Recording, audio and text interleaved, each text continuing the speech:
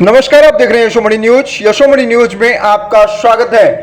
आज वसई विरार शहर मनपा में महापौर और उप महापौर पद के लिए चुनाव प्रक्रिया संपन्न हो गई, जिसमें बहुजन विकास आघाड़ी के अजीव पाटिल महापौर चुने गए, जबकि मार्शल लोपिस उप महापौर निर्वाचित हुए।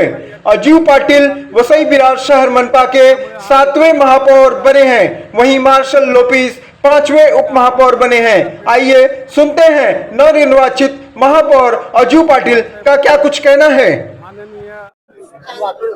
येथील जनतेचं लोकनेते जितेंद्र ठाकूर यांच्यावरील प्रेम हे या विजयाचं रहस्य आहे आणि त्यांनी गेली 35 वर्ष जे काही या तालुक्यासाठी आणि या जिल्ह्यासाठी योगदान दिलेलं आहे, त्यामुळे हा विजय सोपा झालेला आहे।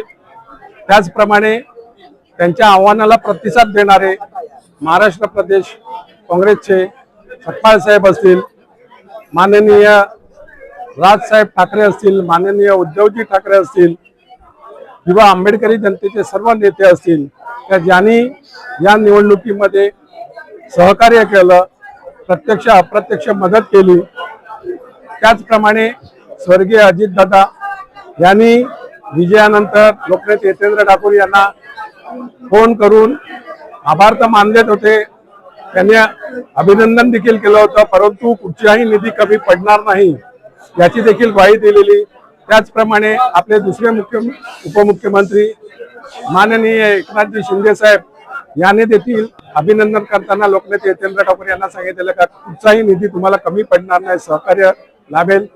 त्याचप्रमाणे आपले मुख्यमंत्री माननीय फडणवीस साहेब यांनी देखील या तालुक्याच्या जिल्ह्याच्या विकासासाठी सहकार्य करण्याचा शब्द दिलेला आहे आणि या सर्व राज्य सरकार आणि सर्व पक्षीय नेत्यांनी आपल्या या वसई तालुक्यावर कृपादृष्टी ठेवून लोकनेते जितेंद्र ठाकूर यांना शब्द दिलेला आहे। गेली 35 वर्ष त्यांचं असलेलं अन्य पक्षाशी सहकार्य आणि उदार मत कुठच्याही आमिषाला बळी न पडता सर्वांना, त्या सर्व पक्षीय लोकांना, सर्व सरकारांना ते आजपर्यंत मदत करत आलेली आहे। त्यामुळे त्याचंच 35 वर्षातलं हे फळ आहे। या आपल्याला वसईच्या विकासासाठी, पालघर जिल्ह्याच्या विकासासाठी सर्वांचं सहकार्य मिळणार आहे आणि हेच लोकनेते जितेंद्र ठाकूर, युवा आमदार क्षितिज ठाकूर यांचं खरं म्हणजे ही मेहनत फळाला आलेली आहे।